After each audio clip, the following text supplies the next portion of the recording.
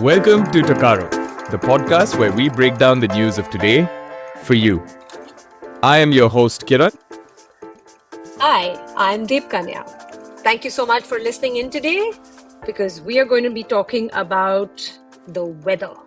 Oh, it's been crazy, the weather. Now, I want us to do a little exercise together. Just close your eyes and think about a really hot summer day, the hottest day you've ever experienced. Imagine there is no fan, no air conditioning, and you're standing outside in that hot sun with sweat trickling down your face and neck, and maybe even down your stomach, your legs. You're thirsty and tired, and your face and whole body feels like it's burning up. You can open your eyes now. Wasn't that uncomfortable? That is what a heat wave could feel like. It literally felt like I was melting. Exactly. Imagine how hard that must be for people in places where there is a heat wave going on right now. It's been across the news quite a bit lately as well, right? Is that there are people in many parts of the world who have been struggling with this kind of weather.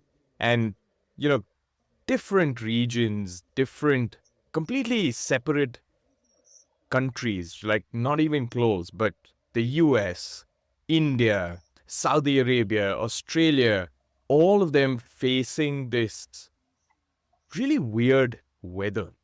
The weather has been quite crazy. In fact, it makes me wonder, doesn't it always get hot in the summers?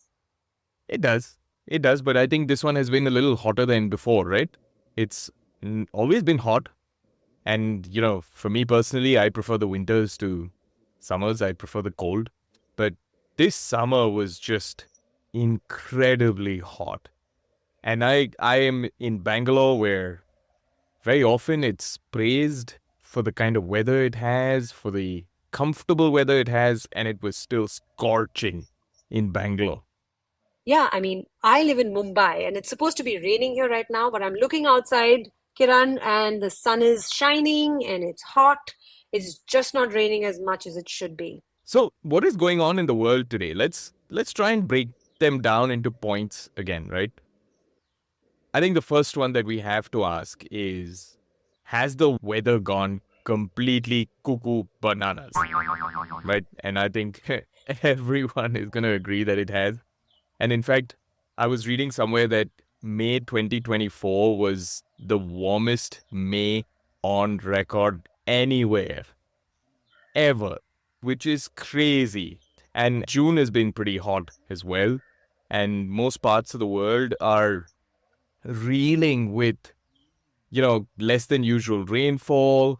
You have heat waves happening in North America. In fact, I saw another article yesterday where there was a Lincoln Memorial made out of wax in a part of the US, and the Lincoln statue just kind of melted. Right? It was that Wow. hot. And flash floods in Dubai. I mean, it's a desert.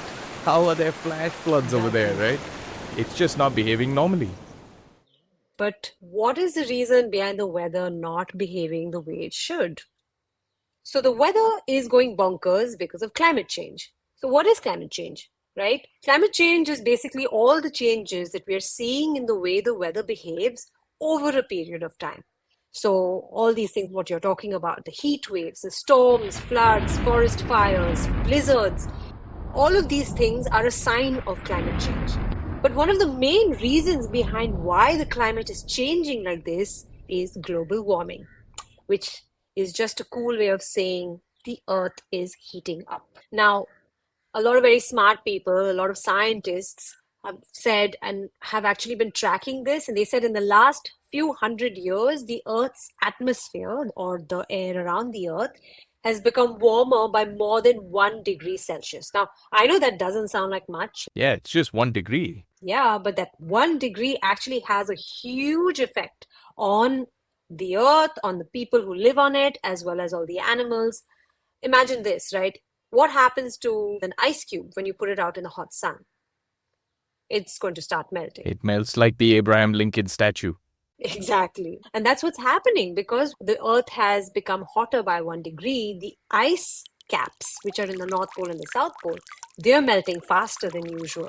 And when ice melts, There's always a puddle around it, which means the oceans around them are rising up higher, which means a lot of land is going underwater, and this is affecting a lot of people and a lot of animals. But my question is, and something I think we should answer is, why is it getting hotter and not colder? I mean, both extremes will be equally bad, but why is it that it's getting hotter nowadays, right? So I think if we were to try and explain that, if you imagine yourself on a cold day, what do? You put a blanket over yourself and you go to bed, right? And that kind of creates a sort of heat around you and gets you comfortable. And similarly, if you imagine the earth has a blanket around it made up of air, and now if you put more and more blankets, it's going to get hotter and hotter and hotter. So let me ask you a question. If you were to guess which one of these three actually makes the planet warmer, is it too many gassy farm animals? Is that the reason? Or is it cutting down forests? Or is it what we hear, very often about these greenhouse gases because of oil and petrol and all of that we use? What is the answer, according to you? If I was to guess, I would say it's all of these, and maybe there are some more reasons as to why this blanket around us is getting thicker and thicker and hotter and hotter. In fact, let's talk about the first thing you mentioned, right? Those gassy farm animals. Turns out there are a lot of farms around the world, and when you have a lot of farms, you have a lot of animals living on those farms because there is that much demand for food and everything that the farm produces.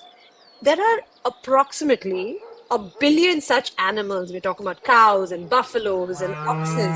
And all of these animals, when they burp and fart, they're releasing something called greenhouse gases. Methane and what else? Yeah. Yes, methane and carbon dioxide, right? These gases are greenhouse gases. That's what we were talking about earlier. Mm-hmm. Now, this is also happening when you burn oil and coal and gas, right? We burn all these things when we are running our cars, when we are running factories. So every time we burn something, we're releasing more of these gases into the air. Now, greenhouse gases are not actually bad for the planet, right? They're meant to be there as a covering which collects or traps the heat from the sun and makes the earth nice and green and warm, so a lot of life can grow on our planet, right? We have plants and we have animals and people who can survive on our planet because of the warmth that is trapped by greenhouse gases like carbon dioxide. But when we are burning too many fossil fuels like coal and gas, or when we have too many farm animals releasing these greenhouse gases into the air, it becomes too much for the earth to handle, which means we are getting hotter and hotter. These gases are just trapping more and more heat. Now, one of the natural ways for the earth to cool down is trees. And that was also one of the options you mentioned, Kiran, which was cutting down trees is causing global warming. Because trees, what they do is they absorb carbon dioxide from the air, they breathe it in to make their own food. Now, if you cut down trees, which means they cannot absorb that carbon dioxide, so all of that extra gas is floating around and making this earth of ours really hot and uncomfortable. Actually, I am surprised there are so many farm animals across the world. Yeah. That is incredible. So, how do we stop this? Well, scientists say the planet is just going to get warmer and warmer if we don't do something about it immediately, because it is getting harder for animals and humans to survive. I think we're already seeing all these effects, right? We're seeing the fact that there are melting snow caps and glaciers, and most of us know, or we've seen it on Nat Geo or somewhere else, polar bears are finding it really tough to find places to stay because all their snow, all their ice is melting and they can't swim forever. And so these rising sea levels affecting turtles, affecting fish, they're not able to reproduce as fast. A lot of these things that we see every day and we hear about, when we think about it, the heat wave is also related to all of this, right? Coming together. And now it's starting to affect us as humans, not just the animal world. It's starting to affect us as well. Climate change, in fact, is also going to affect our food. A lot of things that we love, a lot of things that we're used to getting easily, things like corn, grapes, blueberries, coffee, and even chocolate. Oh, These are wow. things that are going to get affected if the earth keeps getting warm like this. If we try and look at the future, there are some people who are trying to make the future a lot better and try to make amends with the things that we've done, right? If you look at it, there are different types of energy that we can use instead of gases, instead of coal, instead of petrol. Maybe it could be the sun, it could be the wind. In fact, I've been thinking about setting up solar panels at home to reduce the electricity consumption, which is coming from coal, for example. Many people are writing to their governments to ask them to stop cutting down trees, switch to better sources of energy, and really help people build awareness across cities as well. And in fact, there's a bunch of stuff that we can all do at home as well. For one, in your own house, you can start with switching off the lights. If you're not using something, switch it off. Try and buy less things, because the more things you buy, that means more factories have to work extra hard to bring those things to shops, and then you end up buying them.